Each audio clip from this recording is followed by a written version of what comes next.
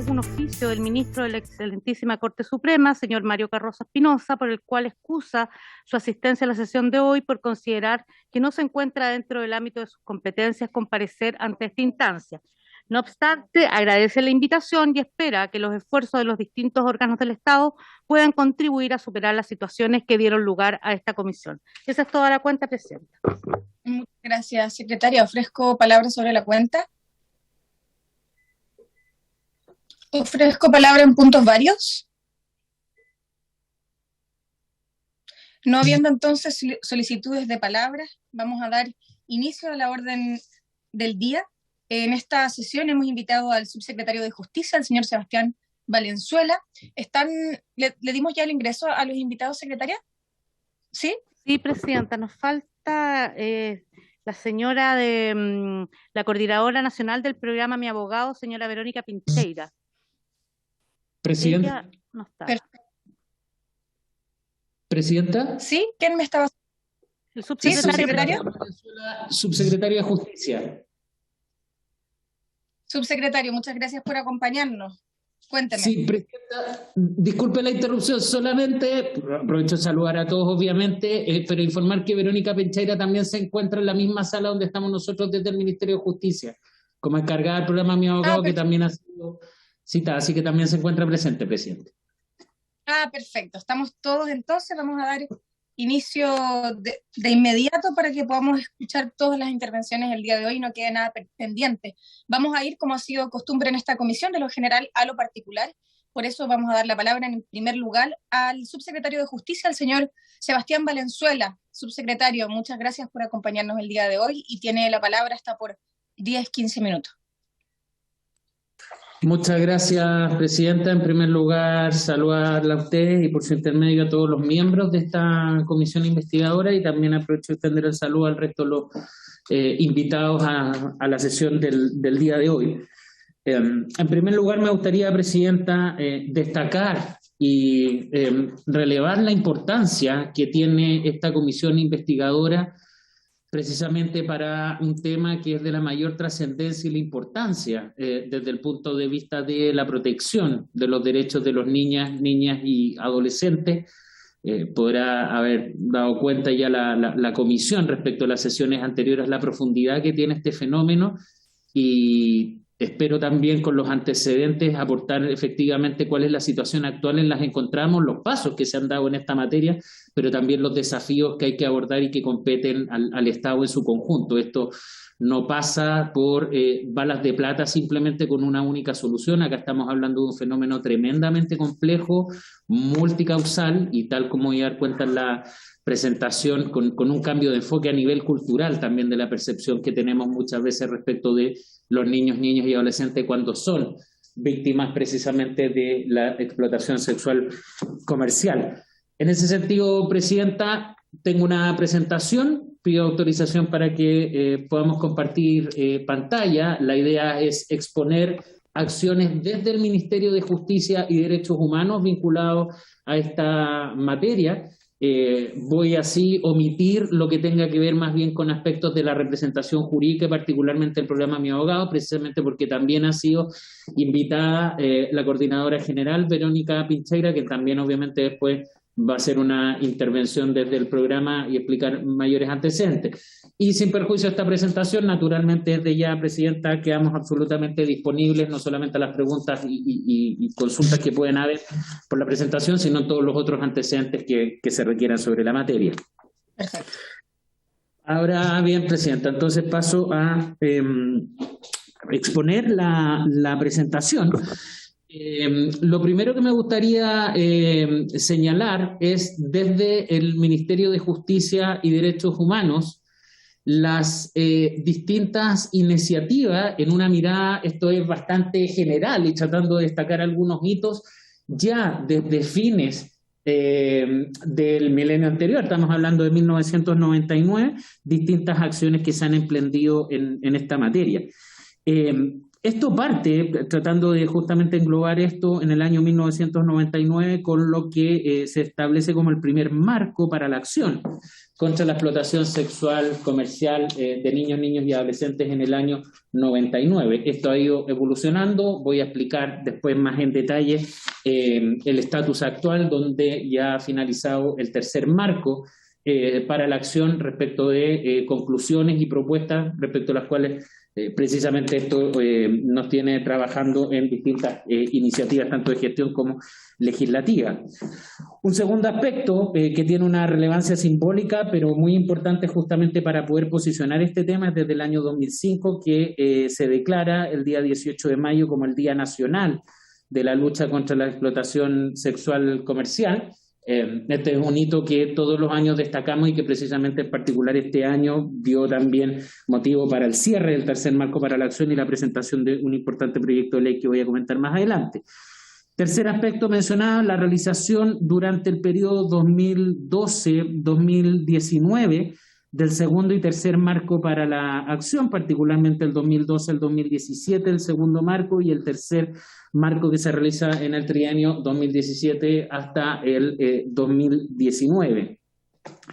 Un cuarto aspecto relacionado con esta materia tiene relación precisamente con la conciliación a nivel nacional del programa Mi Abogado. Ya el año 2020, esto parte como un proyecto piloto el año 2017 y a lo largo de estos 4 años, 2017, 18, 19 y 20, termina por consolidarse a nivel nacional, y este año en particular tiene una importante innovación, ya que amplía su cobertura no solamente a niñas, niñas y adolescentes que se encuentran en cuidados alternativos, estamos hablando de niños que se encuentran o bajo el sistema residencial de lo que era en su momento el Servicio Nacional de Menores, hoy Servicio de Protección Especializada, niños que podían estar también acogidos a programas de familias de acogida, o también niños que se podían encontrar junto a sus madres privadas de libertad en establecimientos penitenciarios de gendarmería. Ahí teníamos un primer foco que marcó el inicio del programa Mi Abogado, niños que por distintas situaciones se encontraban separados de un ambiente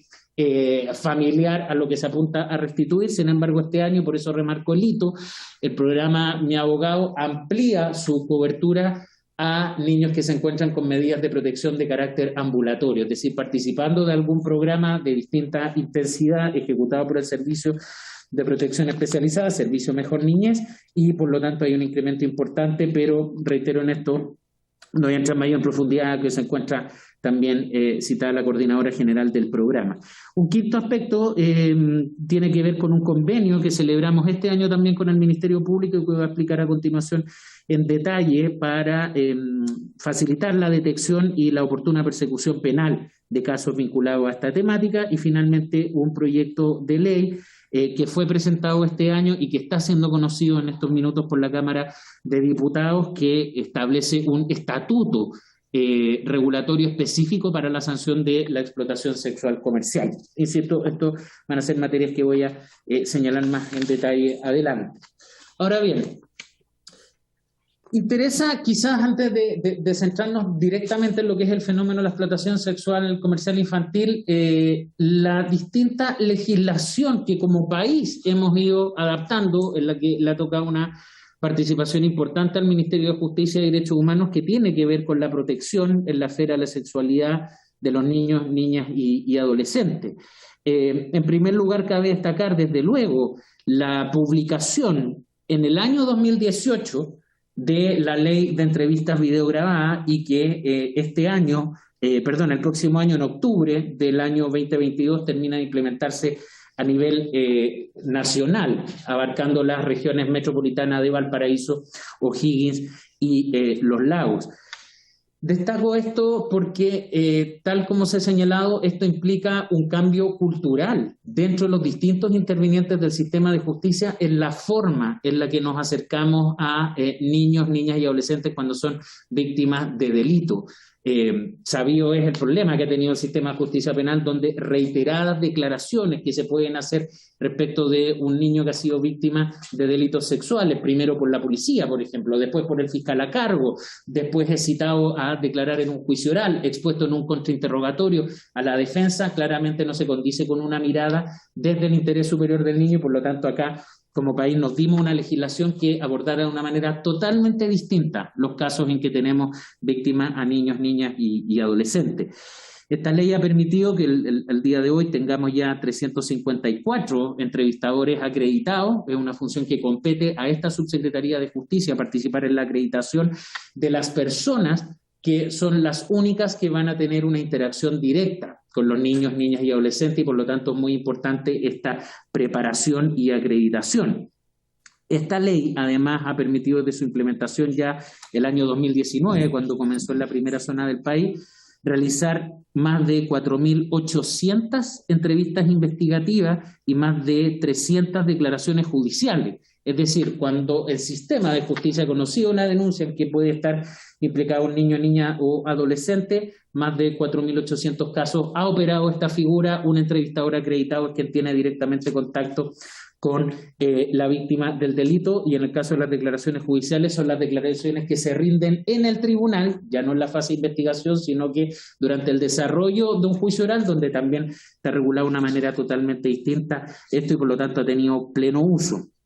También planteó un desafío a nivel de infraestructura, construir salas especiales donde se puedan realizar estas entrevistas, y al día de hoy contamos con 132 salas operativas en las dos etapas donde está implementado, y el próximo año, como yo señalaba, cuando se complementa a nivel nacional, se van a sumar 94 salas más, y tenemos entonces una infraestructura como país entre distintas instituciones que participan de este sistema de 226 salas acondicionadas especialmente para esta interacción en este ámbito que es tan importante. Otro proyecto que es relevante tiene que ver con el registro de personas inhabilitadas para trabajar con menores de 18 años. Este es un proyecto que está a punto ya de publicarse como ley. Nosotros introducimos mejoras y correcciones a este registro, particularmente, por ejemplo, cuando se trate de delitos que afecten a niños, niñas y adolescentes, la incorporación en el registro esa perpetuidad. Antes de esta modificación legal había una diferenciación de acuerdo a la gravedad del delito. Si se mantenían o no en el registro de perpetuidad, la verdad es que estimamos que como una medida de seguridad y de protección para la infancia, una persona que es condenada por los tribunales tratándose de estos delitos, independientemente de la pena específica, debe ser incorporado, y eso, el efecto más importante que tiene es la prohibición y ser un mecanismo efectivo para asegurar esa prohibición de que esa persona entre en contacto con los niños. Tercer aspecto, una ley que es uno de los aspectos, yo diría, más destacables que hemos hecho como país en modificar nuestro sistema normativo, que tiene que ver con declarar la imprescriptibilidad de los delitos sexuales cometidos contra menores de edad. Una ley de una larga tramitación, fue una moción parlamentaria que comenzó por ahí por los años 2011, 2012 y finalmente el año 2019 pudo ser despachada como ley, y esto particularmente en el fenómeno de la explotación sexual comercial tiene una relevancia tremenda, ya que uno de los principales fundamentos por los cuales se propuso la imprescriptibilidad no tenía que ver tanto con la gravedad del delito. Hay delitos también igualmente graves que podemos encontrar en nuestra legislación. Sin embargo, hay un problema que es evidente que fundamenta este proyecto, y que muchas veces, tratándose de delitos sexuales y particularmente los vinculados a explotación sexual comercial, tiene que ver con que los niños, niñas y adolescentes, y no solamente ellos, sino que todos como sistema, dejamos de visibilizarlos como víctimas de redes de explotación, y por lo tanto no podemos exigirle que asuman su condición de víctima y establecerles un periodo de tiempo acotado para que denuncien esos hechos ante los tribunales. Acá la verdad es que, además de todas las otras acciones para develar estos hechos, no podemos permitir que el tiempo sea un factor para favorecer la impunidad tratándose de estos delitos. Y un cuarto proyecto tiene que ver con una iniciativa legislativa que actualmente se conoce por el Congreso. Nos encontramos actualmente en segundo trámite constitucional en el Senado, que es para excluir del beneficio de rebaja de condena, que está consagrado a nivel legal, a todas las personas que hayan cometido delitos sexuales en contra de menores de edad. Este sistema de rebaja de condena es una ley que ya tiene más de 20 años, que fue básicamente pensada con la finalidad de premiar a personas privadas de libertad en el sentido de que puedan rebajar distintos meses por cada año de cumplimiento de su condena. Dependiendo del tramo en que se encuentran, pueden descontar entre 2 a 3 meses de su condena por cada año, siempre y cuando mantengan una buena conducta al interior del establecimiento penal. Es decir, es un premio, no está establecido como un mecanismo que favorezca la reinserción, sino solamente como un mecanismo de incentivo a la buena conducta. Y el problema, Presidenta, acá es que claramente este sistema es absolutamente disfuncional respecto de los agresores sexuales que normalmente suelen tener muy buena conducta al interior de las unidades penales. Por lo tanto, tenemos entonces un sistema que beneficia injustamente a personas que han sido condenadas por estos delitos, manteniendo una situación de buena conducta y por lo tanto transformando las penas en penas de menor intensidad y que de todas maneras favorecen la impunidad. Esperamos que prontamente también pueda ser despachado por el Congreso, Presidenta. Subsecretario, disculpe, le queda 1 minuto para su intervención. Perfecto, Presidenta. Entonces voy a adelantar para abordar básicamente 2 aspectos que me interesan tingentes a la materia, que tienen que ver el marco para la acción, para la prevención de la explotación sexual y un proyecto actualmente que aborda el fenómeno de la explotación sexual. En el caso del marco, yo mencionaba, este es un fenómeno que se caracteriza por una multiplicidad de situaciones y donde se requiere la intervención de distintas instituciones.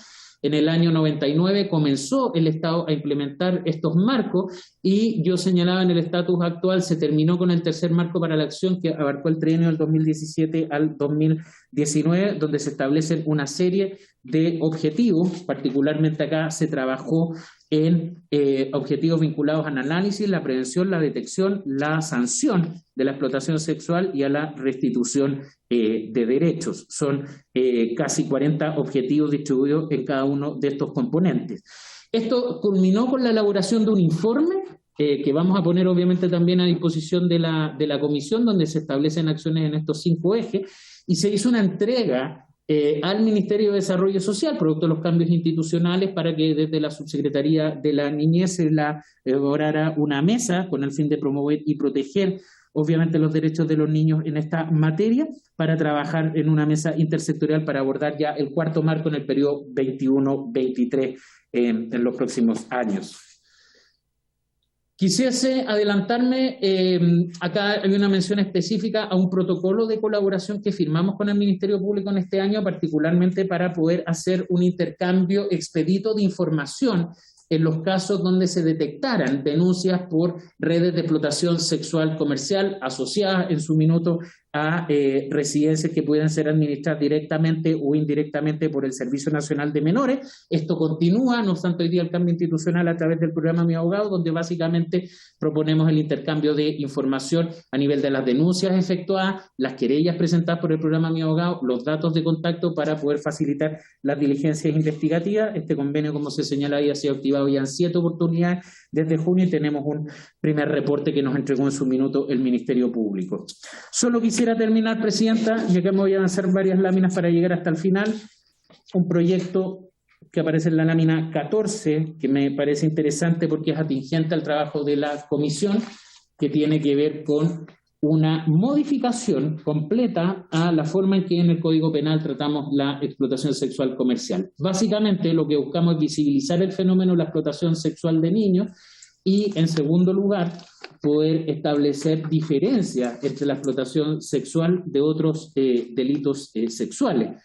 Hoy en día, básicamente, está disperso en el Código y solamente por poner un ejemplo, está tratado en párrafos distintos delitos vinculados a la pornografía. Por un lado, lo que es la elaboración de producción pornográfica infantil y lo que es la distribución. Incluso es más, la distribución, Presidenta, está tratada en un párrafo asociado al ultraje, a las buenas costumbres. O sea, está mirado desde una visión absolutamente simplemente de afectar la moral y no los derechos directamente de los niños y adolescentes. Este proyecto, voy a dejar las ideas enunciativas de este proyecto, establece un párrafo específico para abordar esta materia. Hoy en día no encontramos la denominación de la explotación sexual infantil, es más, solamente está tratado desde el punto de vista de el ofrecimiento por parte de los menores de edad de servicios sexuales, es decir, la concepción que tenemos hoy día en nuestra ley es que un menor de edad de manera voluntaria ofrece servicios de índole sexual y eso es lo que se penaliza. La verdad que acá el concepto es totalmente distinto a lo que se cambia con este proyecto. Cada vez que hay este tipo de conductas hay una víctima que está siendo explotada hay adultos que se están viendo favorecidos por esta situación y por ende aquí no es simplemente una persona que decide libremente ofrecer servicios sexuales, sino que está siendo víctima de este tipo de red. El proyecto establece entonces toda una tipificación nueva, se aumentan las penas también respecto de este delito, se agregan nuevas agravantes y obviamente en base a lo que yo mencionaba se elimina este concepto de servicios sexuales y simplemente pasamos a hablar derechamente de explotación. Finalmente, a propósito de este proyecto, es que también se introducen modificaciones para mejorar las técnicas de investigación y también se hace una serie de modificaciones a otras leyes que hacen alusión a lo que entendemos por explotación sexual comercial, como la ley de entrevistas videograbadas, la ley de pena sustitutiva o la misma ley de imprescriptibilidad.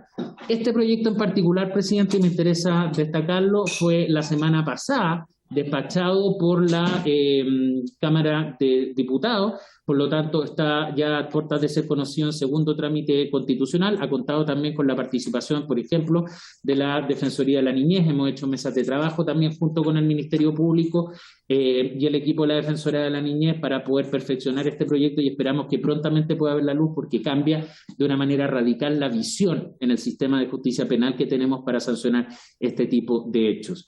Eso es, presidente, una presentación bien breve, resumió bastante y quedamos a disposición de la comisión para poder responder dudas y consultas respecto de esta y otras materias vinculadas a este fenómeno, presidenta. Muchas gracias.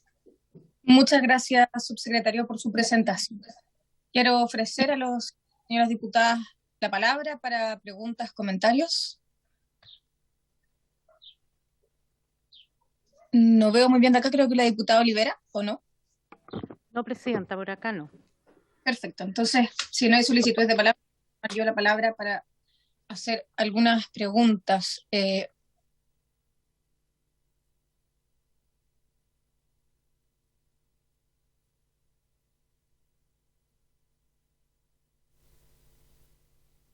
Presidenta, está muteada, no se escucha su intervención. ¿Está hablando? Ahí sí. ¿O recién? ¿No escucharon nada? Ahora recién, no nada. ¿Cuando ofrecí la palabra tampoco? Sí, cuando ofreció la palabra sí, hasta ahí escuchamos. Cuando empezó a hacer su pregunta ya no. Perfecto.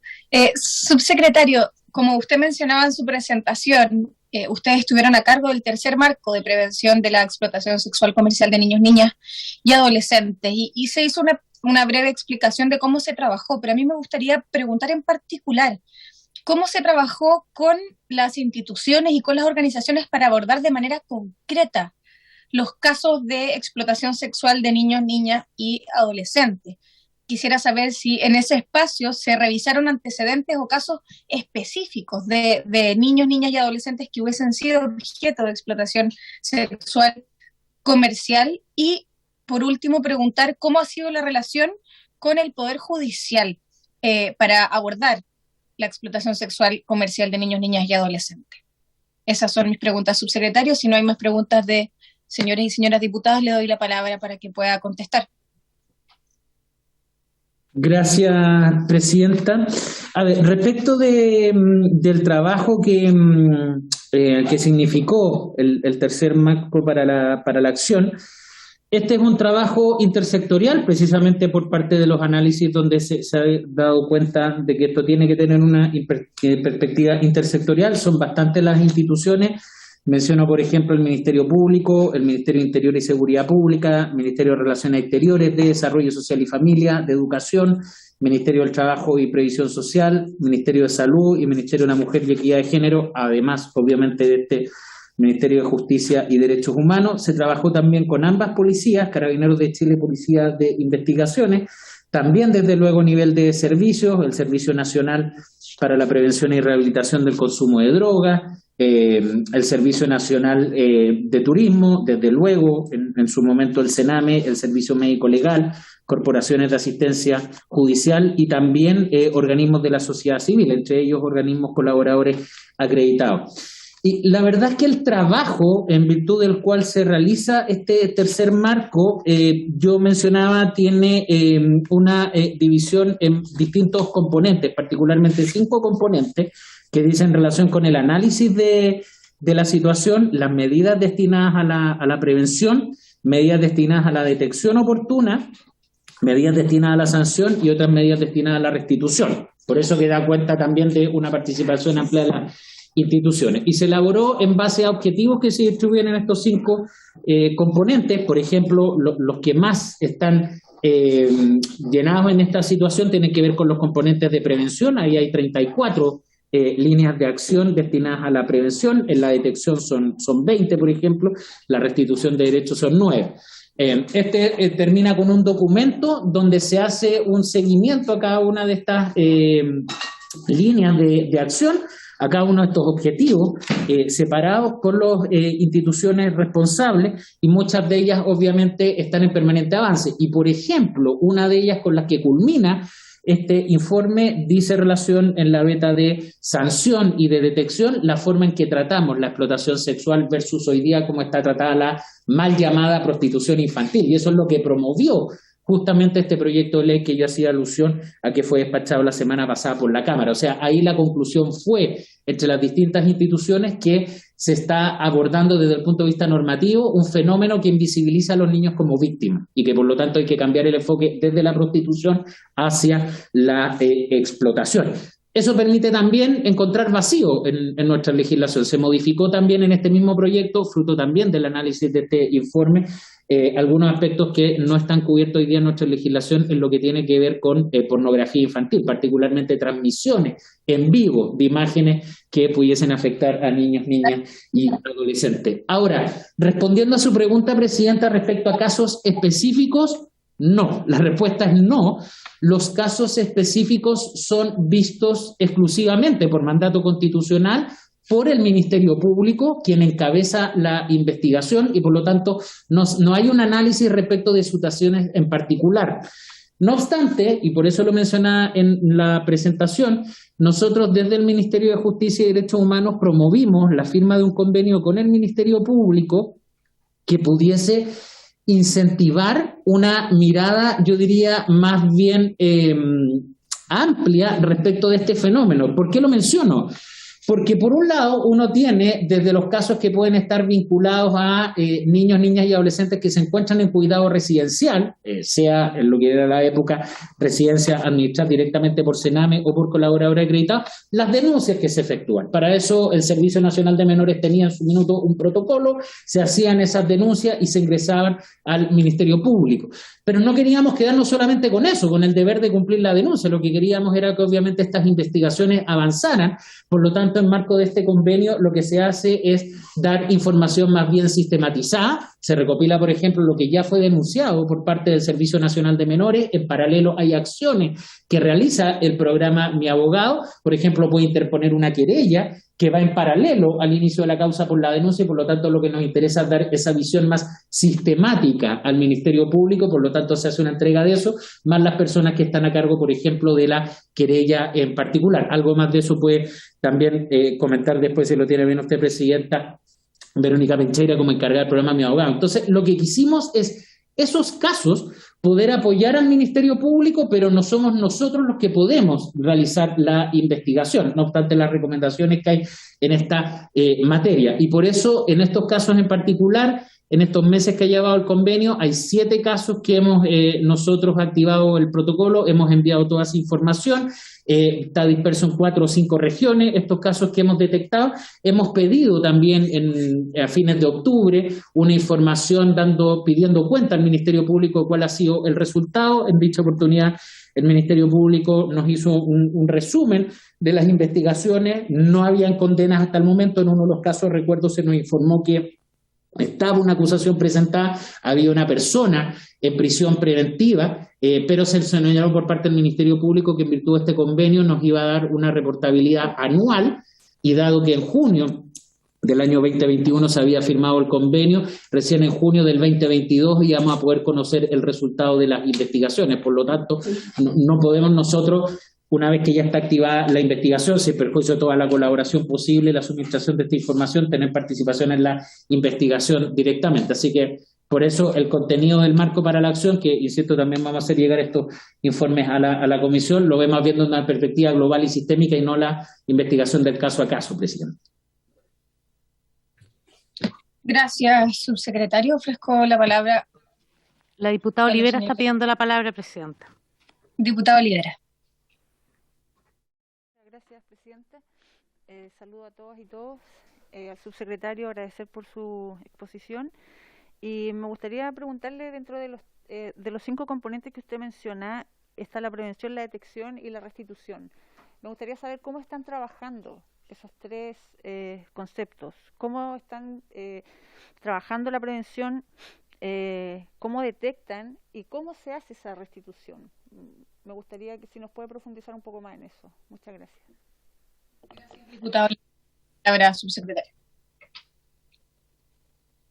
Gracias, presidenta. Bueno, la verdad que esto es bastante complejo desde el punto de vista de las distintas dimensiones en cada uno de los componentes. Solamente por poner un ejemplo, dentro de los ámbitos de prevención hay situaciones vinculadas con el mundo del trabajo y el sector privado. Entonces se establece, y estoy poniendo solamente un ejemplo para poder explicar esto, porque dependiendo del tiempo, obviamente pronunciarme por los cerca de 40 objetivos que hay. Pero, por ejemplo, en el caso de la Dirección del Trabajo se mandata la necesidad de difundir las normas laborales vinculadas con el trabajo infantil y adolescente. Muchas veces eso detona malas prácticas relacionadas, por ejemplo, con trata de personas destinadas a fines de explotación sexual comercial encubiertas con el trabajo infantil, y por lo tanto acá hay labores de capacitación y de sensibilización. Hay otras normas también vinculadas, por ejemplo, al Servicio Nacional de Turismo para contribuir a la sensibilización respecto de las personas que ingresan a nuestro país en calidad de turismo y dar esta información. También incluso hay normas y acciones vinculadas con el Consejo Nacional de Televisión, para difundir las estrategias de sensibilización en esta materia. Es decir, se va abordando por cada una de las instituciones donde pueden tener obviamente incidencia, y así está separado en cada una de las líneas. Eso es lo que tiene que ver con prevención. Entiendo, presidenta, por su intermedio, que otra de las componentes que se nos consultaba tenía que ver con la detección temprana y atención primaria en esta materia. Aquí también hay una distribución de competencias por cada uno de los ministerios. Por ejemplo, en el caso de la Subsecretaría de Prevención del Delito del Ministerio del Interior, la generación de protocolos de derivación en situaciones de explotación que sean detectadas por el Programa de Atención Integral Familiar, el programa 24 horas, que es conocido por la Subsecretaría del Interior. También, desde luego, y esto es muy relevante, aparecen acciones vinculadas con el Ministerio Público para potenciar los procesos de denuncia y de investigación, obviamente mejorar la coordinación con los otros actores, que en eso es lo que deriva el convenio que yo hacía alusión, y también se establece respecto de Carabineros, por ejemplo, el fortalecimiento de la sección de investigación policial, la SIP, de la 35 Comisaría, que está precisamente vinculada a lo que tiene que ver con delitos sexuales. Eso es uno de los ejemplos, porque sería injusto poder seleccionar algunos que pueden ser más relevantes que otros, dada la envergadura que tiene el sistema, pero la metodología que se utiliza en cada uno de estos componentes es definir el objetivo, establecer un producto en concreto y después designar las actividades para poder conseguir ese producto. Y eso es lo que yo mencionaba, que es traspasado a la Subsecretaría de la Niñez. Aquí hay un continuo, hay acciones obviamente que pueden ser permanentes, hay otras que tienen un producto en concreto, como yo lo mencionaba, necesidades de modificación legal, y que por eso es ahora una cuarta etapa donde se va a convocar por la Subsecretaría de la Niñez a una mesa intersectorial para el desarrollo de este cuarto marco, presidente. Muchas gracias, subsecretario. ¿Quedó contestada su pregunta, diputada Olivera? Presidenta, solo que la restitución, no sé si la respondió con lo que menciona respecto de la Defensoría, no sé.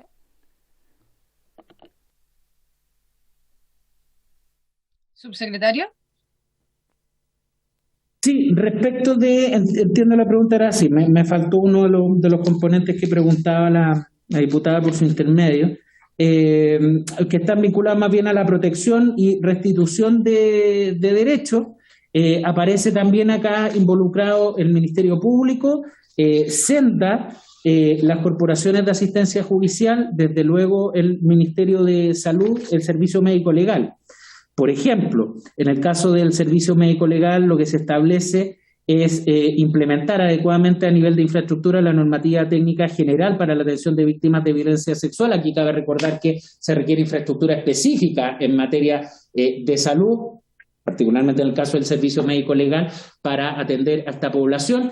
En eso hemos ido ampliando la red forense de infraestructura del servicio médico legal que tenga espacios no solamente destinados específicamente a esto, sino que ingresos separados, porque si uno al día de hoy visita, por ejemplo, lo que es una infraestructura antigua del servicio médico legal, en ese mismo edificio se va a encontrar con que no solamente comparecen niños que tienen que venir a concurrir a una pericia del servicio médico legal, sino que también se van a encontrar con personas, por ejemplo, imputados privados de libertad que vienen para exámenes de salud mental, personas adultas que vienen por exámenes de alcoholemia o de paternidad para exámenes de ADN, en fin, todo eso es lo que tiene que ver un espacio de diferenciación. En el caso del Ministerio de Salud, dentro de los objetivos es evidenciar el daño biopsicosocial de los niños que son víctimas y para ello se contempla la socialización y difusión del análisis del daño a otros actores del Estado y de la sociedad civil para justamente potenciar esta sensibilización del daño que causa, que es uno también de los principales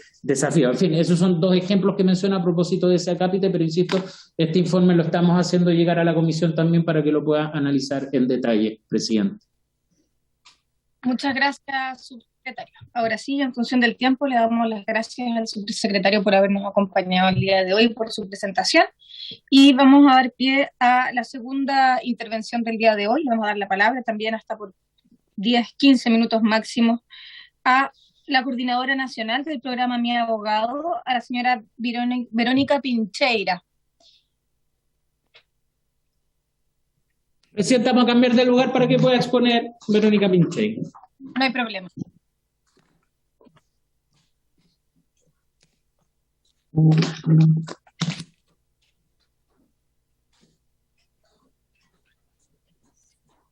Muy buenas tardes, presidenta. Saludar por su intermedio también a las diputadas y diputados y a los invitados y invitadas que nos acompañan esta tarde.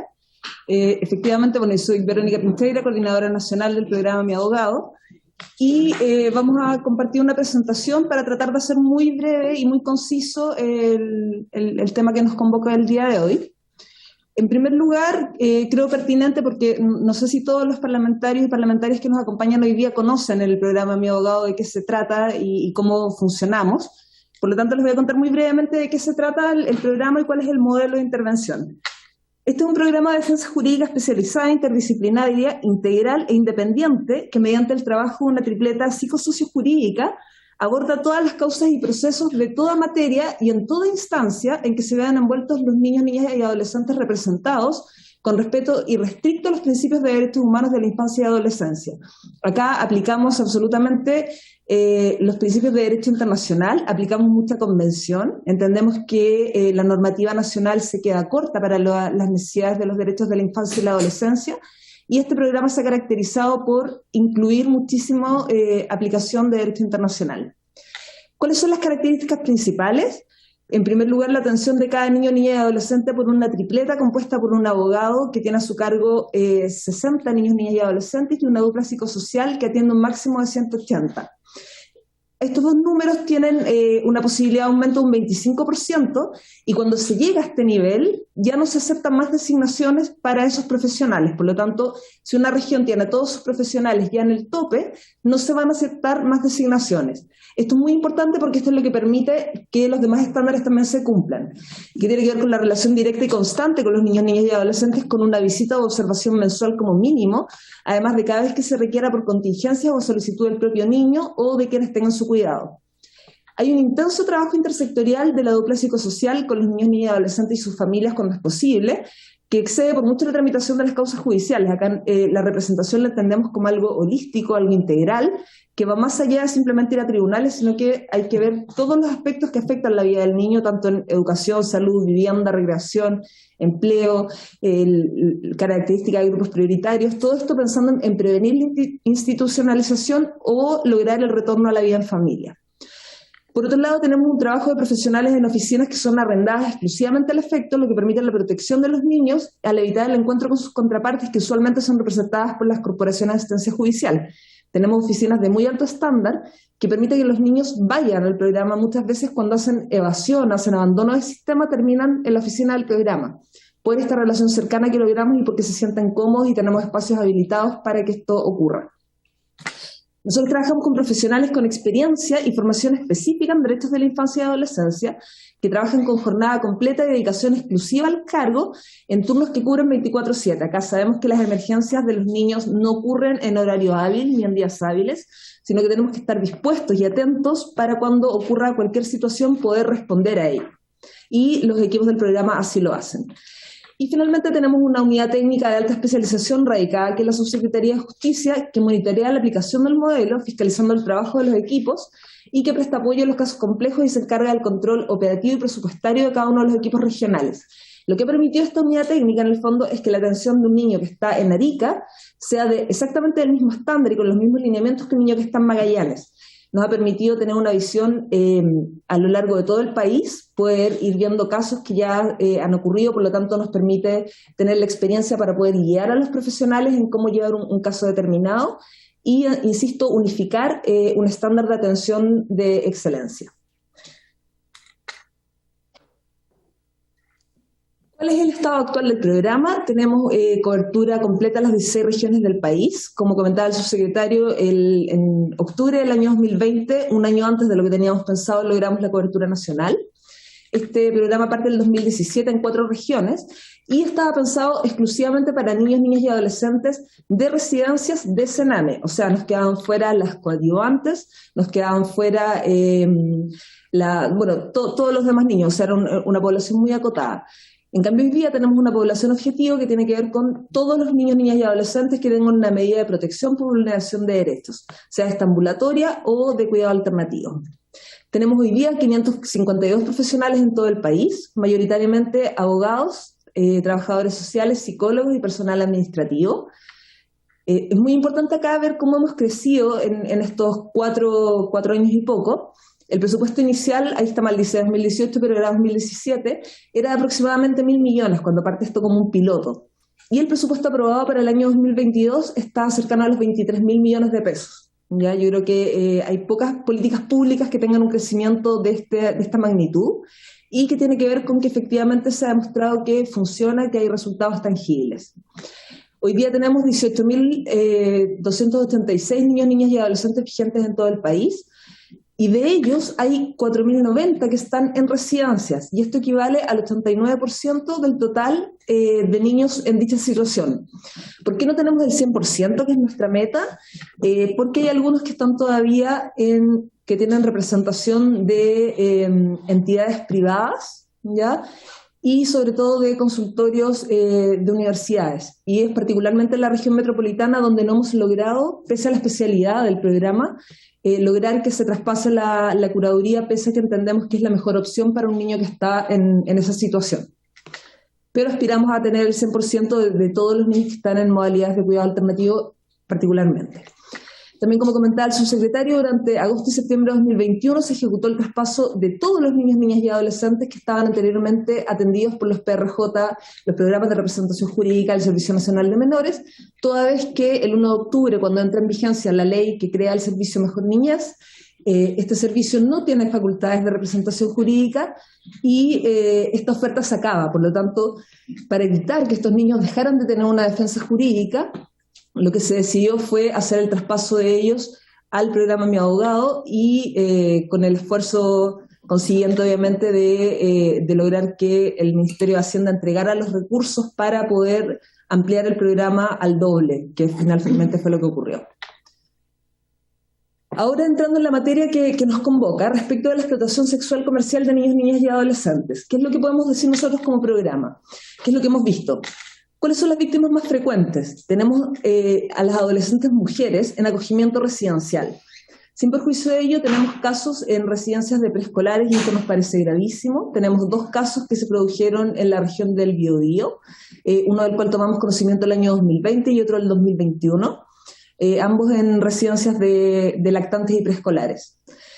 Los principales nudos críticos para la detección de estas situaciones Por supuesto, las víctimas que no se perciben a sí mismas como tales, muchas veces hay un factor ganancial en que la niña o adolescente recibe una contraprestación que puede ser o no económica, muchas veces puede tener que ver con favores, puede tener que ver con elementos para consumir, para satisfacer adicciones, puede tener que ver incluso con cariño. Es tan terrible como eso. Entonces, cuesta mucho que las víctimas se perciban a sí mismas como tales. De alguna manera hay una propia sensación de culpa, ¿ya?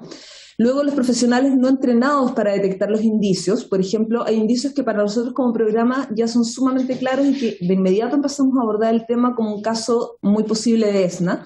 Por ejemplo, cuando tenemos abandonos recurrentes en grupos, o niñas o adolescentes que llegan con bienes de difícil acceso, por ejemplo, que llegaron con zapatillas nuevas, que llegan con ropa nueva, o manejando dinero directamente.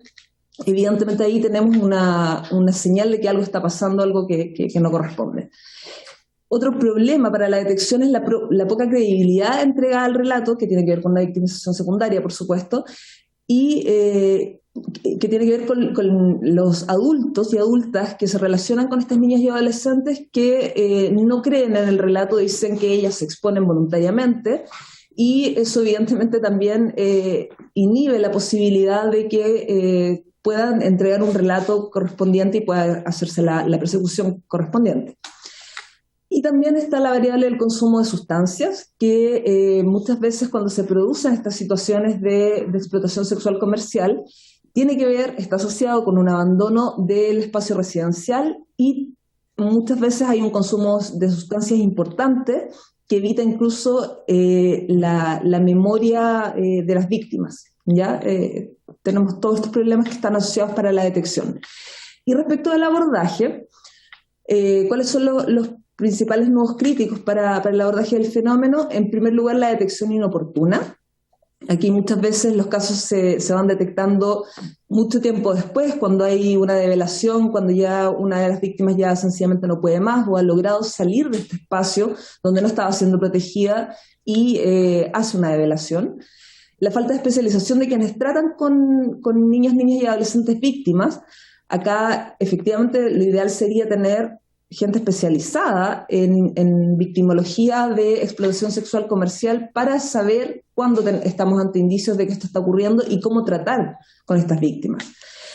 Y finalmente, y esto hay que decirlo con todas sus letras, hay un abordaje ineficiente por parte del Ministerio Público. El subsecretario ya mencionaba este convenio que tenemos firmado con el Ministerio Público, donde se ha dado cuenta de que pese a que se ha informado a lo menos 7 veces, no son 7 casos, sino que son 7 oficios que aglutinan varios casos donde hemos presentado querellas.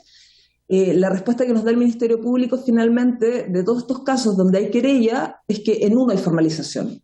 Y eso, Presidenta, realmente para nosotros es una cuestión grave. No puede ser que se está informando, se están entregando todos los antecedentes, muchas veces con nombre de la persona imputada, con domicilios donde ocurren las situaciones de explotación sexual comercial, patentes de vehículos, una serie de antecedentes que no hay una formalización, es algo que realmente nos cuesta muchísimo entender y que nos produce mucha frustración.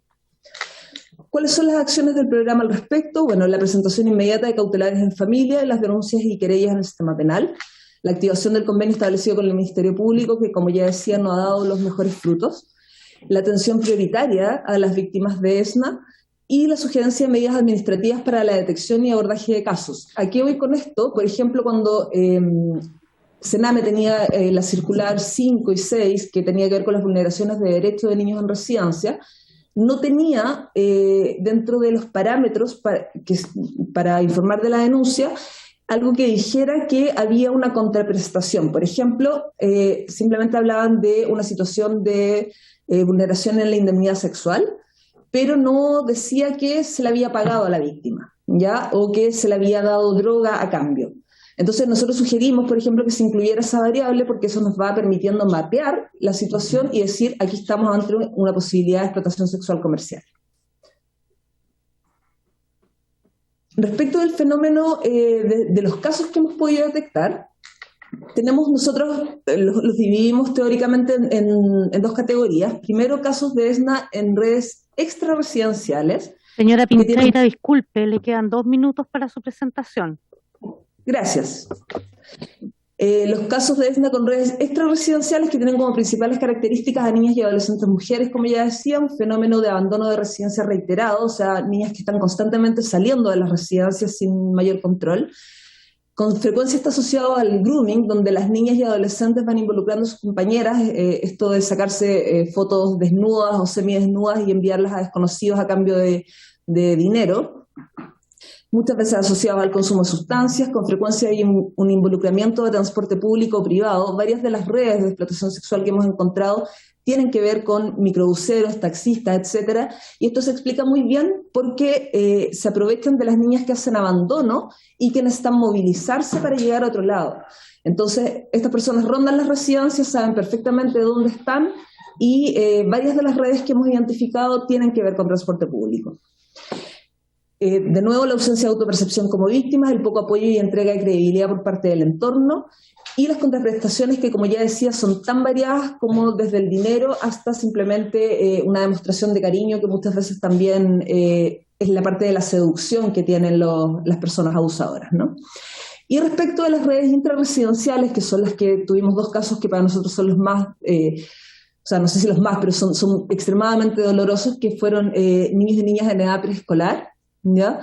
Con develaciones muy tardías, obviamente cuando ya han dejado la residencia donde ocurren los hechos, cuando ya están en entornos mucho más protectores, con dificultad para identificar a los responsables, porque el relato de niños pequeños es muy difícil poder identificar quién fue finalmente los responsables, y una desidia del sistema ante la debilidad probatoria, o sea, precisamente por estos relatos que cuesta darles una forma. Sencillamente los casos se dejan prácticamente archivados, o sea, ya están abiertos, pero ni siquiera tenemos una formalización, pese a que en uno de los casos tenemos, por ejemplo, 3 personas claramente identificadas y así fue informado mediante la querella al Ministerio Público.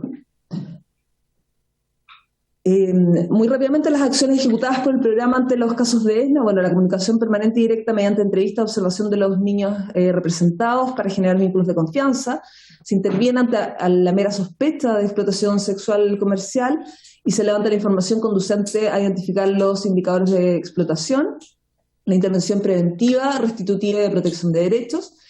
Y ya en lo concreto, bueno, se hacen requerimientos proteccionales, la interposición de las querellas criminales, con solicitud de diligencia y aplicación de medidas de protección, la acreditación en investigaciones penales, información inmediata al Ministerio, evidentemente desde los equipos regionales, la activación del convenio que ya contábamos, coordinaciones con fiscal adjunto, con las policías, con la residencia o quien detente el cuidado del niño, la activación del sector salud, la búsqueda de la víctima por parte de la dupla psicosocial del programa. Muchas veces nos toca salir a buscar a la calle a los niños y adolescentes, y la activación de los turnos del programa para la búsqueda y, ubicada que sea, el traslado a espacios protegidos, acogimiento y acompañamiento permanente.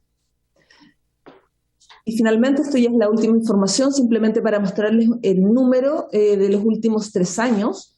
Tenemos un total de 73 querellas que están interpuestas por casos de explotación sexual comercial infantil, donde no necesariamente son, o sea, puede ser que haya algunas de estas que estén agrupadas en mismas redes, ya, pero estamos hablando de 73 querellas individuales presentadas. Y lo terrible de esto es que de estas, del total, tenemos solamente 9 con formalización que corresponden al caso que fue muy mediático, conocido, de Anita Cruchaga, de la región de Valparaíso. En todas las demás ni siquiera contamos con formalización. Por lo tanto, creemos que este es un fenómeno grave, Presidenta, y que estamos tremendamente preocupados. Para nosotros como programa, que hemos logrado muchas cosas desde el ámbito proteccional y desde el ámbito penal y en otras materias, creemos que acá falta un mucho mayor compromiso de los actores que están en el sistema, y agradecemos muchísimo la posibilidad de poder exponer en esta instancia y que exista esta preocupación. Muchas gracias. Quedo atenta a las preguntas. Muchas gracias a ti, Verónica, por tu presentación. Quiero ofrecer la palabra a los señores y señoras diputados. Diputado Olivera. Gracias, Presidenta. Agradecer a Verónica. Yo tengo 2 preguntas. ¿Qué pasa o qué recomendación podrían dar ustedes respecto de lo que sucede con el Ministerio Público? Porque se deja súper en evidencia que aquí también hay una una falta de parte del Ministerio Público. Y llama la atención porque estamos hablando de niños, niñas y adolescentes que están lamentablemente siendo abusados y comercializados sexualmente. Entonces, si esta institución no se involucra a fondo, entonces, ¿hacia dónde se puede dirigir las denuncias y todo lo que tiene relación con este tema? Y por otro lado, me llama la atención, de las 73 querellas, solo 9 hubo formalización. ¿Qué pasa, por ejemplo, en esos casos? Porque Verónica mencionó en algún momento que las denuncias se realizan, estas se archivan, ¿cierto? ¿Qué pasa con esas personas que fueron denunciadas? Si el caso se archiva, ¿ellos siguen prestando servicio? ¿Son separados de la institución? ¿Hacia dónde se dirigen? Me gustaría si puede responder estas preguntas. Gracias. Muchas gracias, diputada Olivera. Yo le voy a hacer otras preguntas y luego le doy la palabra para que pueda contestar. Si no hay más solicitudes de palabras desde la sala, ¿cierto? No, perfecto. Yo tengo varias preguntas y... Perdón, tengo un niño acá. Si no tiene alguno de los números que le voy a pedir, no hay problema con que nos lo pueda hacer llegar a la comisión en otro momento, en algún oficio. Quisiera preguntar, primero, ¿cuántos niños atiende el programa actualmente, en total? Y quisiera pedirle... ¿Qué pasa, perrito? Perdón. Ya. Y quisiera pedir el detalle de lo siguiente. Primero, ¿cuántos niños atiende cada abogado? Quisiera preguntar también cómo miden sus resultados. ¿Cuál es la especialización de cada uno de los equipos de ustedes? Y de los casos, del total de los niños que atienden, ¿cuántos de esos niños son víctimas de explotación sexual comercial? Luego, sí, ya nos ha señalado que hay casos de explotación sexual comercial en el programa. Quisiera preguntar, ¿cómo se procede en estos casos? ¿Existe algún protocolo diferenciado respecto a los otros niños? ¿Qué pasa con esas niñas si son ingresadas a las mismas residencias? ¿Si hay algún tipo de protocolo para asignarlas a una residencia? Otra pregunta, ante situaciones de abandono reiterado, ¿cómo se procede en esos casos? Después, ¿cómo se manejan los casos en los que hay niños o niñas que tienen relaciones afectivas con personas que son mayores de edad? Si se realiza algún despeje para prevenir que esté siendo víctima de explotación sexual comercial, y cómo se pondera el interés superior del niño en estos casos en los que hay niños que tienen relaciones sexoafectivas o afectivas con personas mayores de edad. Otra pregunta, ¿tienen antecedentes de niños, niñas y adolescentes con modalidad mixta de asistencia a residencias en donde se mantienen en hogares de personas que no son familiares mientras están siendo ingresados a las residencias? Y por último, ¿qué otras acciones se han emprendido desde el programa Mi Abogado para proteger a las víctimas de explotación sexual comercial? Eso. Si ahora sí nos puede contestar Verónica, por favor.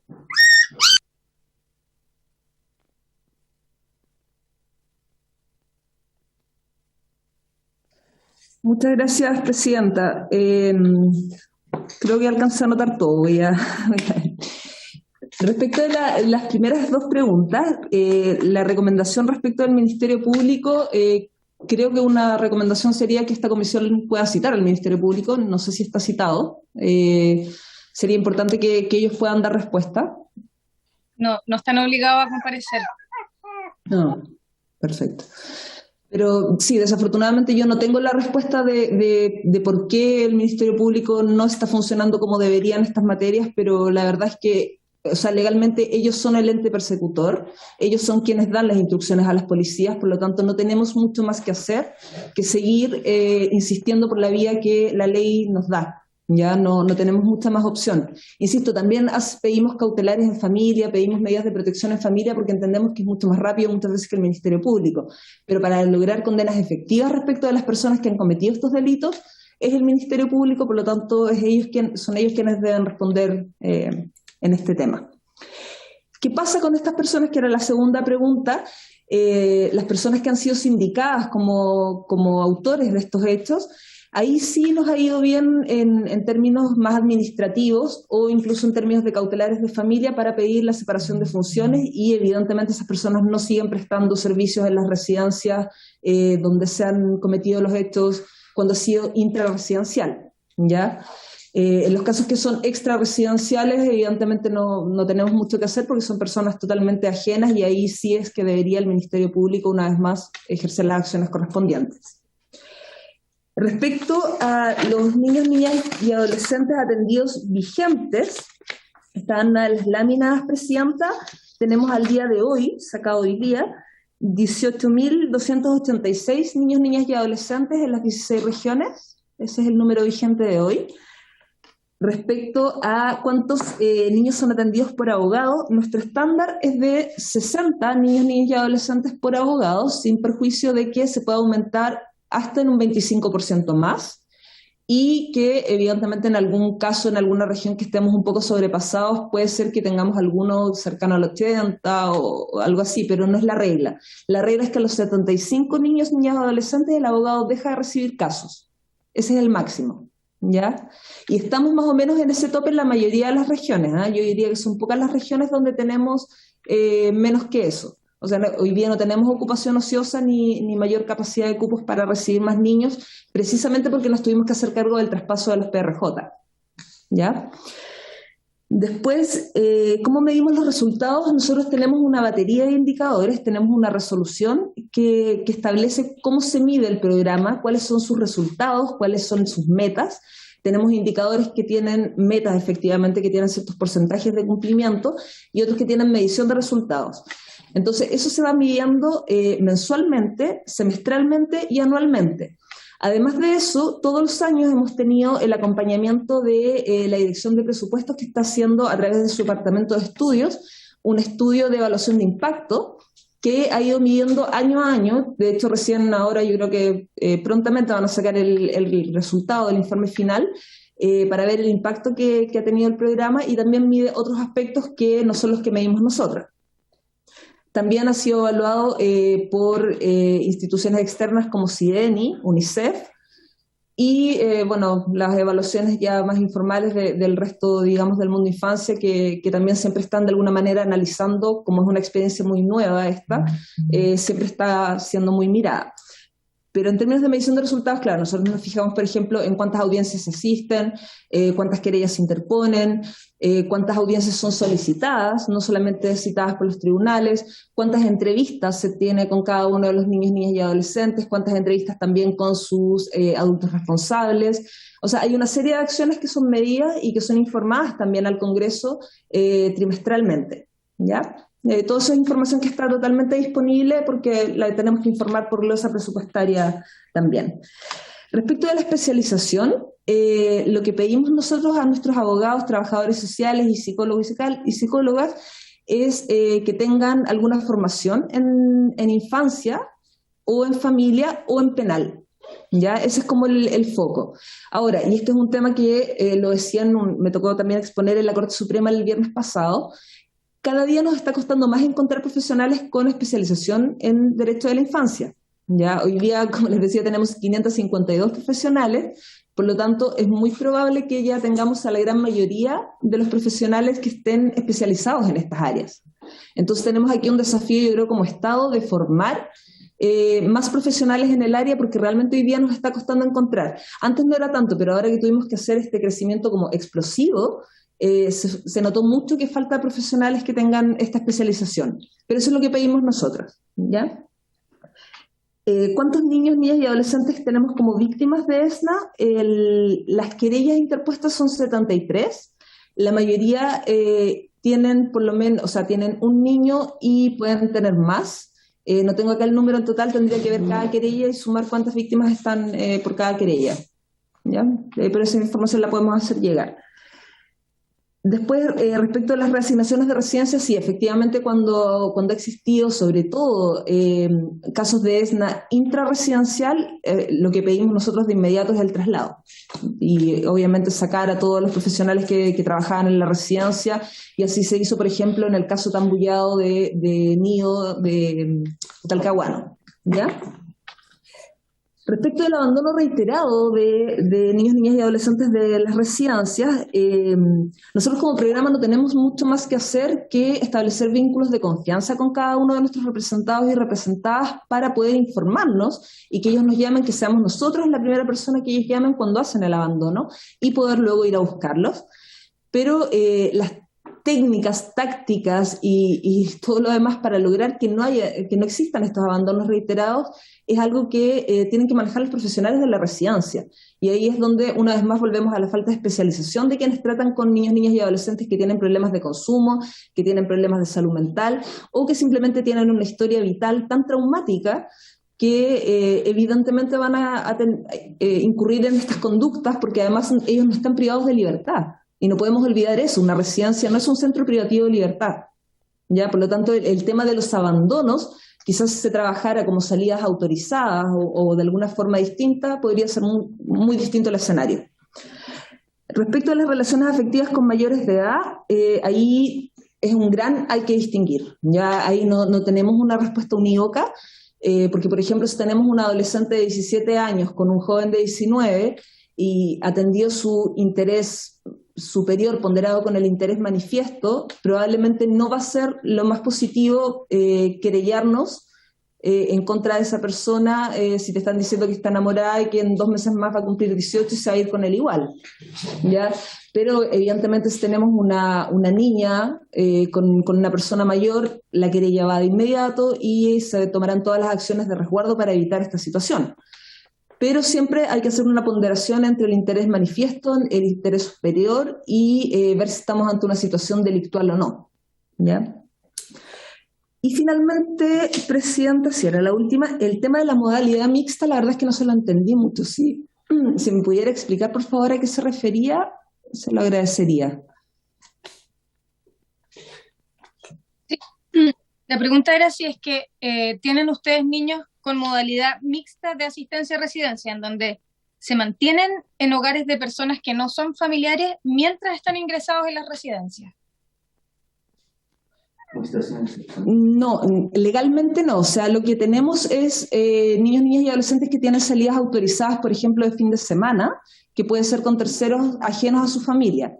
Ya, pero esas son situaciones que desde la teoría siempre tienen que estar autorizadas por el tribunal, ya informadas al curador ad litem, que somos nosotros, digamos, y autorizadas por el tribunal. Ahora, en la práctica nos hemos encontrado con que sí ocurre que a veces hay niños, niñas y adolescentes que tienen salidas que no son informadas al tribunal ni conocidas tampoco por nosotros con terceros ajenos a su familia. Se da bastante. Y cuando las conocemos, evidentemente las denunciamos. Perfecto, esa era mi última pregunta. Gracias, Presidenta. Muchas gracias a usted, me quedó claro cada una de mis preguntas. Si no hay más solicitudes de palabra por las parlamentarias, no hay más solicitudes de palabra, entonces vamos. Perfecto. Muchas gracias, Verónica, por tu presentación, de verdad ha sido muy, muy clara. Muchas gracias. Le vamos a dar la palabra ahora, en tercer lugar, a nuestra defensora de la niñez, que nos acompaña el día de hoy también, a la señora Patricia Muñoz García. Defensora, tiene la palabra por 10-15 minutos aproximadamente. Muchas gracias, señora Presidenta. Un saludo a su amigo que nos acompaña, Bebé Perruno. También tengo una presentación. La verdad es que en razón de lo que mandata la comisión investigadora, nosotros nos hemos centrado, señora Presidenta, y por su intermedio saludo, por cierto, a las parlamentarias que se encuentran presentes, entiendo, en la sala de la Cámara. Nos hemos centrado en la situación de la explotación sexual comercial como un fenómeno particularmente grave que afecta a niños, niñas y adolescentes. Y me gustaría poner un énfasis en las obligaciones que al Estado de Chile le exige la Convención sobre los Derechos del Niño, particularmente en aquellos casos en que se trate de niños que viven en sistemas nacionales de protección, ¿no? Sistemas nacionales de protección que, como bien saben ustedes, nosotros no tenemos en términos estructurales y esperamos que la ley de garantía sea una realidad cuanto antes, porque el fin último de estos sistemas tiene que ver con garantizar efectivamente a este grupo de la población el ejercicio efectivo y pleno de todos sus derechos, ¿no? Indiscutiblemente quienes se encuentran bajo el contexto del cuidado del Estado están en una posición de mayor vulnerabilidad, particularmente por la interseccionalidad de las discriminaciones que sufren, considerando el contexto de pobreza en que habitualmente se encuentran, el abandono y o separación de sus familias y de sus padres, las situaciones de discapacidad que muchas veces presentan y otro tipo de situaciones como la migración, por ejemplo, que también se dan en estos contextos donde no podemos desatender como país las obligaciones que de manera reforzada tenemos en este ámbito. Me gustaría partir con una declaración que me parece importante de enfatizar en esta comisión. En Chile no se previene bien este delito. No existe una política específica de prevención más allá del marco que el señor subsecretario ha expuesto y que efectivamente es un acuerdo interinstitucional. Lo cierto es que estos hechos se siguen produciendo y por lo tanto no hay una evaluación lo suficientemente potente y contundente que amerite hacer los cambios suficientes para que este tipo de ilícitos deje de ocurrir. Y no somos eficientes ni previniendo, ni tampoco somos eficientes cuando el delito ocurre investigando. Y ahí la verdad es que el Ministerio Público tiene deudas pendientes muy, muy potentes, en el sentido no solo de asegurar una persecución penal oportuna y eficiente y eficaz, sino que también de dar protección efectiva a las víctimas. Como Defensoría de la Niñez hemos podido observar con horror graves falencias en la indagación de este tipo de ilícitos, lo que tiene como consecuencia severas afectaciones que agudizan el trauma que ya la propia comisión del delito provoca en las víctimas. También tenemos problemas en la sanción, porque hay mucho prejuicio asociado a estas víctimas, en el sentido de que no se consideran víctimas y donde los jueces muchas veces no creen que esto sea algo que va más allá de la voluntariedad y por lo tanto las sanciones son exiguas. Solo pongo como ejemplo el caso conocido públicamente como Heidi, donde había una red de proxenetismo en una comuna en la región metropolitana y donde las personas sancionadas en las penas más altas eran 800 días en libertad. Porque en realidad la percepción judicial tampoco ha cambiado lo suficientemente y aquí valga la pena dar cuenta de los esfuerzos que se han hecho desde la Corte Suprema para que la visión que se tiene a nivel judicial del interés superior del niño y de la consideración de niños, niñas y adolescentes como sujetos de derecho cambie. Y por cierto, probablemente una de las falencias más críticas es la reparación. Si consideramos que las víctimas de delitos sexuales tienen esperas de 24 meses, 2 años, para ser sujetas de un tratamiento que desde el punto de vista psicológico repare, es evidente que no estamos satisfaciendo desde ningún punto de vista las exigencias que nos impone la Convención. No quiero reiterar lo que ya se ha dicho en términos de la complejidad que reviste el fenómeno de la explotación comercial sexual infantil. Sí me gustaría dar cuenta de que lo que estamos presentando tiene que ver con la observación que nosotros de manera directa hemos podido hacer en las visitas por aplicación de nuestro mecanismo de observación y seguimiento de las condiciones de vida y ejercicio de derechos de niños, niñas y adolescentes bajo el cuidado del Estado. Y no puedo sino insistir en esta instancia, una vez más, además de las otras instancias oficiales en las que lo he hecho permanentemente, en la necesidad urgente de que la violencia sexual en niños, niñas y adolescentes bajo cuidado del Estado sea abordada desde un enfoque intersectorial e interseccional que amplíe las consideraciones en las distintas formas de discriminación y desventajas que se ven expuestas las víctimas, que no pasa únicamente por la situación del género, sino que también por otros factores, donde indiscutiblemente la separación de su medio familiar tiene un elemento esencial de consideración. Esto urge. Y acá lo que se aprecia en el Estado es que no hay nadie que lidere esto de manera efectiva, ¿no? Hoy día tenemos exponiendo al Ministerio de Justicia y Derechos Humanos y uno se pregunta, y desconozco, señora Presidenta, si es que efectivamente está inventado o no interior, pero la prevención del delito es responsabilidad del Ministerio del Interior y Seguridad Pública. Existe una subsecretaría especializada, supuestamente, en la prevención del delito. Y necesitamos saber qué mecanismos específicos de prevención de la explotación sexual comercial se han dispuesto por dicha repartición del Estado para asegurar que esto no ocurra. Particularmente, qué énfasis se han dispuesto en lo que tiene que ver con aquellos niños, niñas y adolescentes que, encontrándose bajo el cuidado del Estado, han sido víctimas del reclutamiento en residencias, señora presidenta, de quienes cometen este delito. Entonces, si no somos capaces de prevenir en lugares que son de administración del Estado o de organismos privados que tienen la supervisión del Estado, uno se pregunta en qué lugares vamos a ser capaces de prevenir delitos de esta naturaleza. Acá me interesa plantear un tema de los datos. En Chile necesitamos entender que sin cifras oficiales fidedignas y fiables es imposible diseñar e implementar una política pública eficiente. Y por eso quiero plantear que nosotros tenemos, por ejemplo, entre los meses de enero y septiembre del 2021, que el Ministerio Público ingresó como víctimas niños, niñas y adolescentes a la cantidad de niñas y adolescentes, mujeres, de 15.480 por delitos sexuales. Más del doble de víctimas adultas de ese mismo sexo. Y los niños y adolescentes varones correspondían a solo 2.704. O sea, a casi una sexta parte de la cifra de sus pares de sexo femenino. Lo que revela con bastante claridad cómo el género se convierte en un factor de riesgo determinante para la violencia sexual. Nosotros le pedimos al Ministerio Público algo que parecía esencial, que para poder entender cuáles son las causas en que las víctimas son niños, niñas y adolescentes bajo el cuidado del Estado, generara una marca específica. Lo logramos, y por lo tanto eso nos debiera permitir que en lo sucesivo el Ministerio Público sea capaz de entregar estadísticas que nos reflejen cuántos niños, niñas y adolescentes que viven bajo el cuidado del Estado están siendo víctimas de delitos, incluyendo la explotación sexual comercial, que además esperamos, en razón de la aprobación del Congreso, se regule normativamente acorde a los estándares internacionales y dejemos de hablar en nuestro Código Penal de prostitución infantil.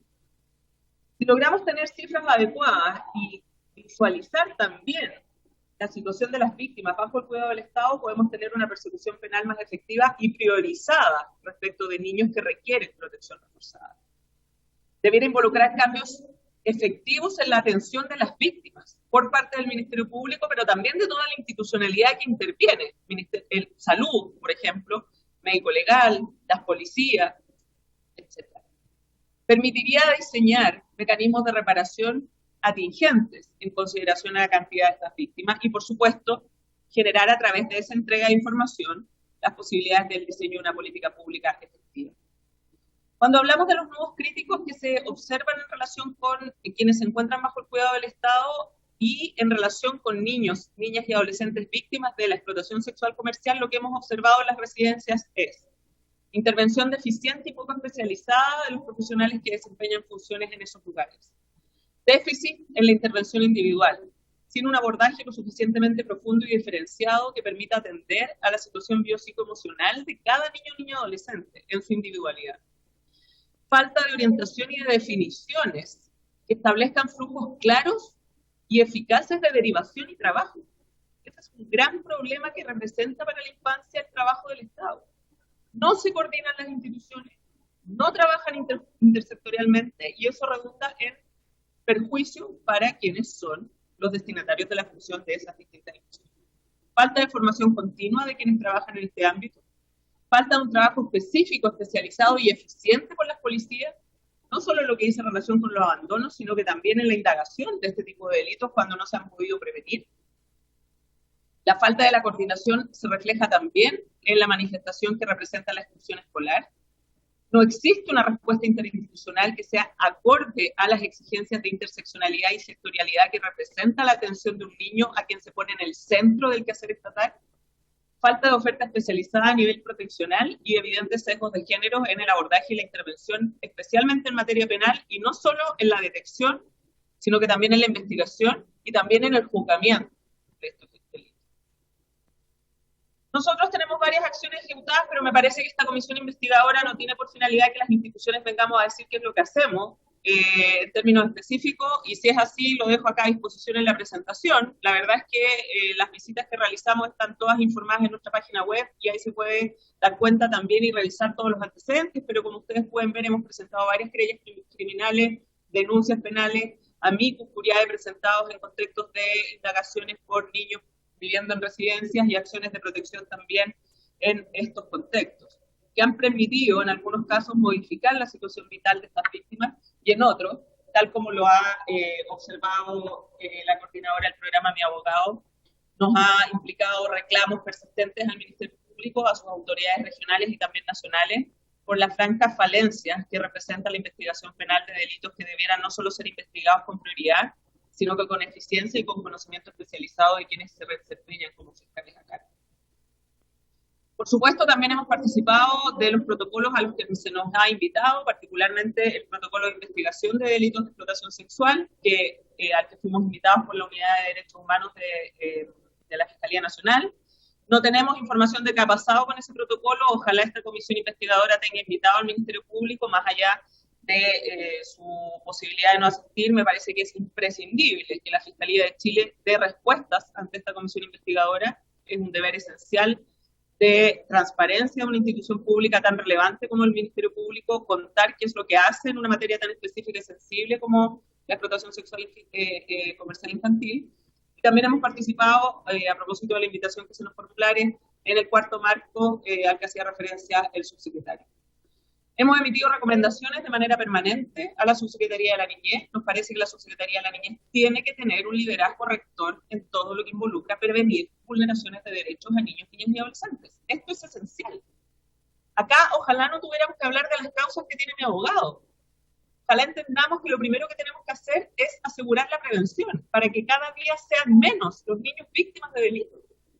Si cuando interviene mi abogado, cuando interviene la Defensoría de la Niñez, ya llegamos tarde. Porque ya hay un niño que ha sido víctima, a quien se han vulnerado sus derechos y a quien difícilmente vamos a poder reparar integralmente, porque además somos muy ineficientes reparando. Entonces, la Subsecretaría de la Niñez tiene un rol esencial, crítico, clave en esta materia. Tiene que fortalecer los programas además de reparación, tiene que diseñar mecanismos efectivos de reparación y en eso nos hemos centrado, pero partiendo de la base del diseño de una política pública eficaz con un mandato de coordinación intersectorial que ya tiene la ley 20.530 de la Subsecretaría de la Niñez. No es que tengamos que inventarle a alguna institución una facultad para coordinar a los órganos del Estado. Eso es desde el año 2018 obligación de la Subsecretaría de la Niñez. Entonces creo que ha llegado el momento de que se exija a dicha institución por parte de las instituciones responsables, como es incluso en el contexto de una comisión investigadora, la Cámara, qué es lo que ha pasado en términos de esa coordinación. Pero en términos concretos, ¿cuántos delitos de explotación sexual comercial han disminuido desde que estamos ejecutando una política pública en específico? Más que expresiones genéricas. También hemos entregado recomendaciones al Servicio Mejor Niñez, porque nos parece urgente la formación de quienes trabajan en estas residencias para intervenir en aquellos casos en que se puede detectar. Primero, para que sean capaces de detectar hechos de explotación sexual o de violencia sexual. Luego, para que si se detecta, sean capaces de intervenir sin revictimizar a esos niños, generando las acciones inmediatas que involucran la persecución del delito, pero también la protección de la víctima. Por supuesto, estableciendo flujos claros de interacción con salud, con educación, con Senda, de ser el caso, y con todos esos organismos que van a propender a que efectivamente sea más fácil sacar a esta víctima de esta situación en la que se encuentra. Y, por cierto, que también hemos recomendado, porque en las visitas queda muy de manifiesto la falta de visión de educación sexual integral, que es clave para prevenir situaciones como estos delitos. Si seguimos creyendo que sin educación sexual integral en Chile vamos a lograr avanzar en esto, es no entender cuáles son las dinámicas por las cuales quienes agreden sexualmente a las víctimas son capaces de abusar de ellas. Por eso es que es un elemento tan importante que yo espero se comprenda no solo a nivel parlamentario, sino que también a nivel del Ejecutivo en términos de la relevancia que tiene. Y por supuesto al Ministerio Público también hemos emitido recomendaciones, porque nos parece imprescindible que se entienda no solo la priorización que estas investigaciones debieran tener, sino que también cómo se juega la eficacia de las mismas en términos de su persecución, si es que la gente que está investigando no es especializada, no conoce del fenómeno, no se compromete con las víctimas ni sus derechos y no es capaz de brindarle protección efectiva. Esto es esencial. Y no basta con declaraciones protocolares, sino que también con aprendizajes significativos de quienes se desempeñan como fiscales a cargo de estas investigaciones. Solo como consideración final, no olvidar que la Dexna es una de las más graves violaciones a los derechos humanos de niños, niñas y adolescentes. Y demanda del Estado de Chile un deber especial de protección y atención a sus víctimas. Y es un deber que obliga a todos los actores que de alguna manera estamos involucrados en el contexto del fenómeno, pero inicialmente reforzando de manera significativa la prevención de estos hechos, porque eso es lo fundamental, que cada día tengamos menos víctimas, niños, niñas y adolescentes. Y desde ese punto de vista, los focos en prevención, en investigación, en sanción y en reparación son esenciales.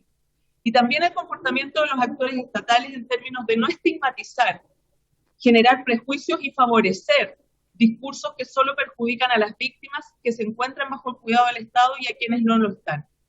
Declaraciones asociadas a que todos los niños que están en residencia son víctimas de explotación sexual es una forma indebida de estigmatizar a los niños que están bajo el cuidado residencial.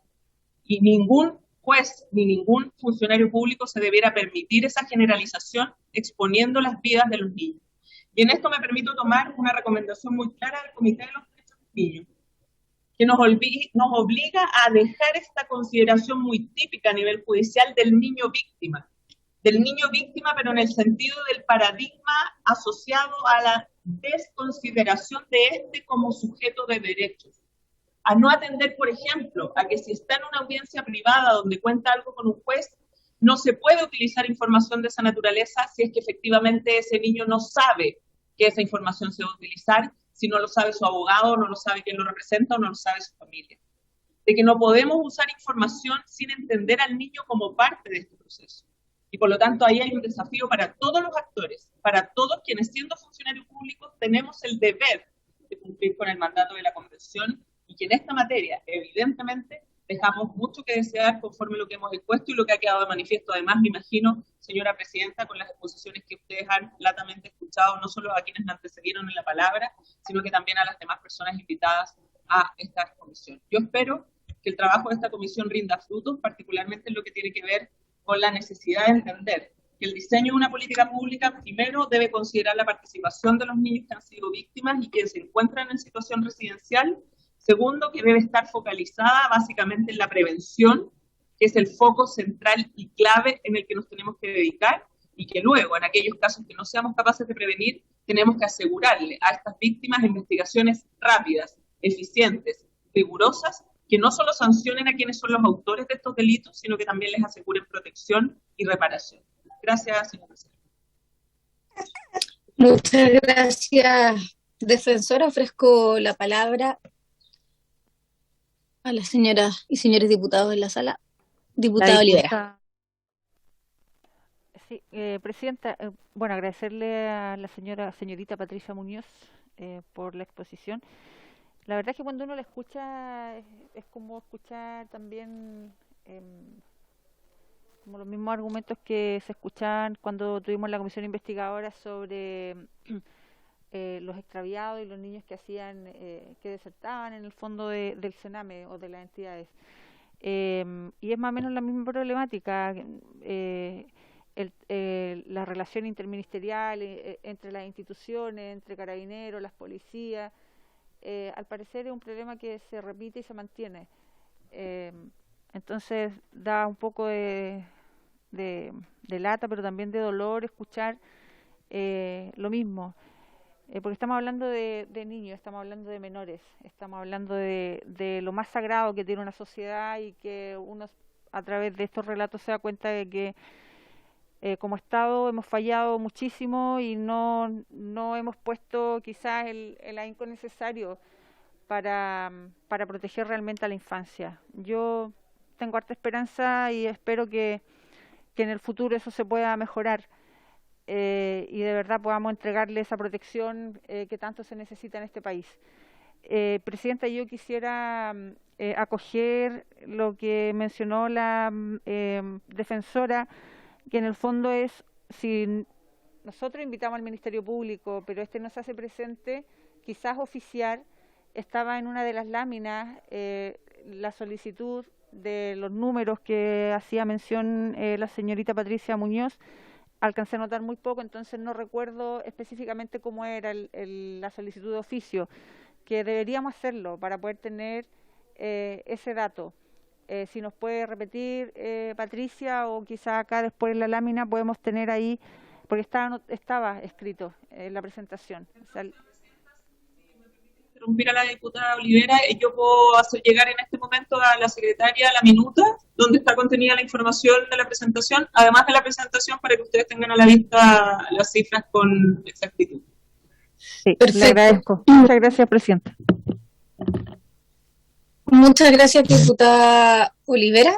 Quisiera yo tomar también la palabra, si es que no hay más solicitudes de palabras, para hacer algunas preguntas. Si es que hay información que no la tuviera específicamente, defensora, le pido que nos las pudiera hacer llegar mediante un oficio. Primero, de las visitas que ustedes han realizado a las residencias, ¿nos podría entregar el siguiente detalle? Primero, la cantidad de las residencias que han sido visitadas. Segundo, el tipo de modalidad de la visita, cuántas fueron presenciales y cuántas fueron online. Y en el caso de las visitas online me gustaría entender cómo es la modalidad de estas visitas, cuáles son los procedimientos cuando se hacen de manera online.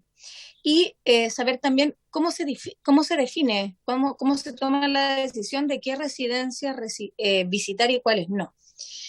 De las visitas y denuncias, ¿cuántos casos se han identificado de explotación sexual comercial de niños, niñas y adolescentes? Si nos pudieran, por favor, hacer llegar la información de la edad de los niños, niñas y adolescentes que han sido expuestos a esta situación, la situación de riesgo y la situación actual en la que se encuentran las víctimas de explotación sexual comercial. También me gustaría saber cuáles han sido las acciones de la Defensoría. Me gustaría preguntar en particular por las investigaciones en Fiscalía de las residencias del Hogar de Cristo, Anita Cruchaga y Laura Vicuña, y también de la aldea Hogar Nazaret de la Fundación Padre Semería. Me preocupa que la semana pasada nosotros leímos un informe de la Defensoría en el que se denunciaba que en particular este hogar de la Fundación Padre Semería no habría entregado información respecto de una situación de explotación sexual comercial. Por tanto, la Defensoría, después de esperar que se les hiciera llegar esta información, habrían accionado de manera independiente y habrían presentado una querella.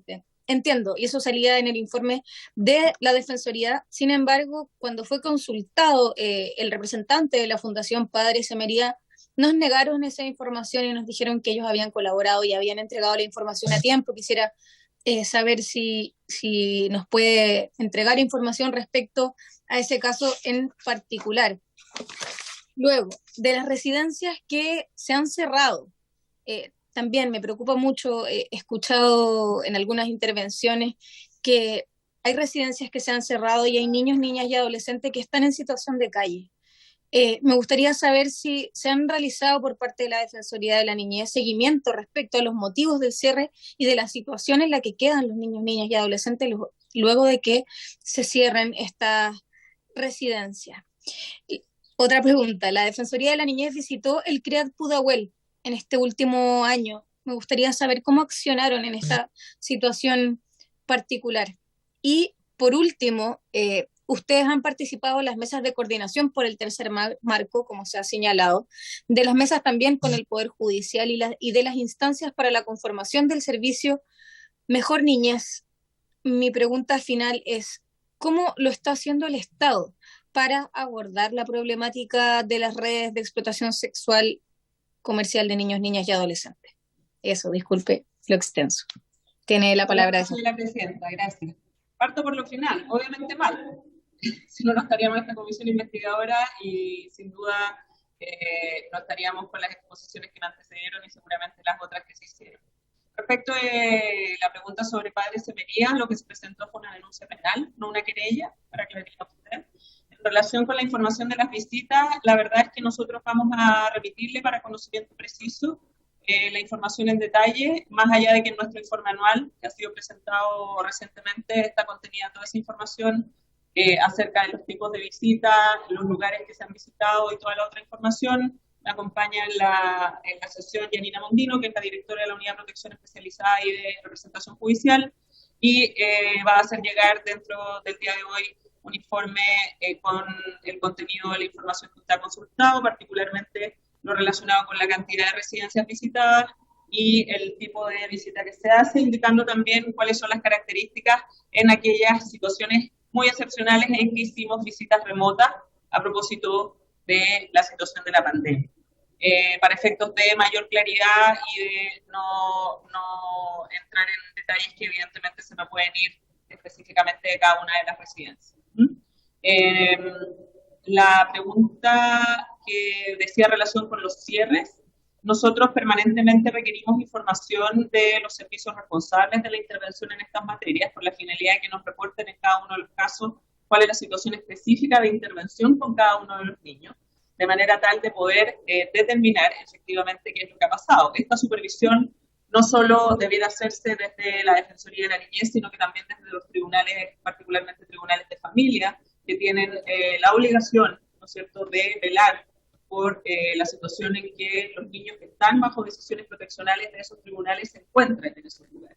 Y en ese sentido, considerando que desafortunadamente, o más bien a diferencia del Poder Judicial, la Defensoría de la Niñez no tiene facultad de imperio, sino que nosotros solo podemos recomendar acciones y no tenemos posibilidad de exigir acciones, lo que hacemos habitualmente es precisamente pedir a las instituciones acciones determinadas y en aquellos casos en que estas situaciones no se producen, obviamente accionamos de manera específica considerando la necesidad de intervención, presentando en algunos casos acciones como de protección, en otros casos acciones relacionadas con querellas criminales, en otros casos la presentación de informes de derecho, considerando los derechos humanos de niños, niñas y adolescentes, por supuesto, a las cortes de apelaciones donde se esté debatiendo alguna situación, casos que hemos hecho en contextos de, por ejemplo, el CREAD Pudahuel particularmente, también el CREAD Entre Silos de Talca, en el caso del CREAD o de la RPM Aldea Nazaret, donde hemos presentado también denuncias penales asociadas a la situación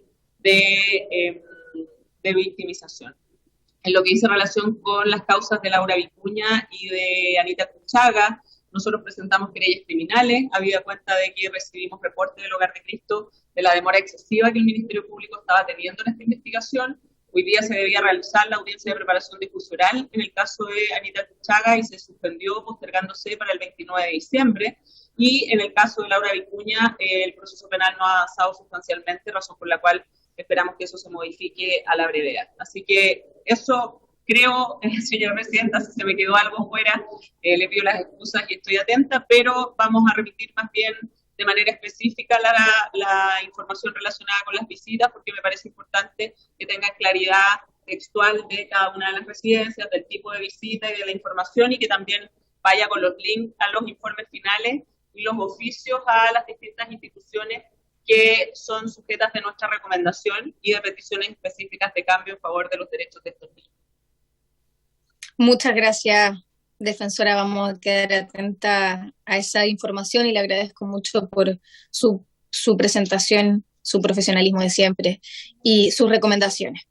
De todas maneras van a quedar en el informe final. Y espero que podamos seguir comunicadas para poder terminar esta comisión de la mejor forma posible.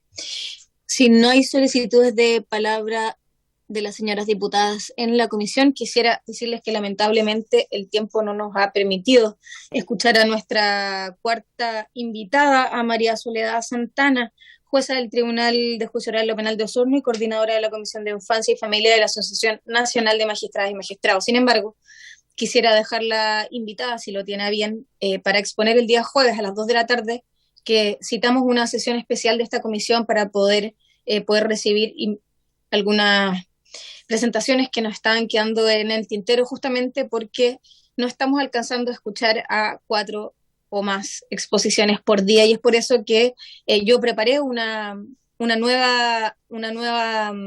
calendario con invitados para que podamos tener solamente 3 por sesión, que es el tiempo que nos está alcanzando con las preguntas y las presentaciones que me gustaría poder exponérselas el día jueves, si lo tienen a bien las diputadas. ¿Les parece? Perfecto. Entonces el jueves tenemos una sesión especial para poder recibir a quienes se nos han quedado en el tintero semana a semana, y en puntos varios yo les voy a hacer una nueva presentación del calendario con un tiempo que nos va a permitir llegar a la fecha acordada. Entonces, si no hay más solicitudes de palabra, le quiero pedir disculpas a la jueza que nos acompaña, pero el miércoles, en 2 días más, a las 2 de la tarde, la vamos a poner primera para que pueda exponer de todas maneras. Ya, muchas gracias. La Asociación Nacional de Magistrados está bastante disponible y agradecida la invitación, señora presidenta. Muchas gracias, jueza. Entonces agradezco también al subsecretario, la defensora de la niñez y a todos quienes nos acompañaron en esta sesión, y por haberse cumplido el objeto de la sesión, esta se levanta. Muchas gracias a todos, nos vemos el jueves. Buenas tardes, hasta luego.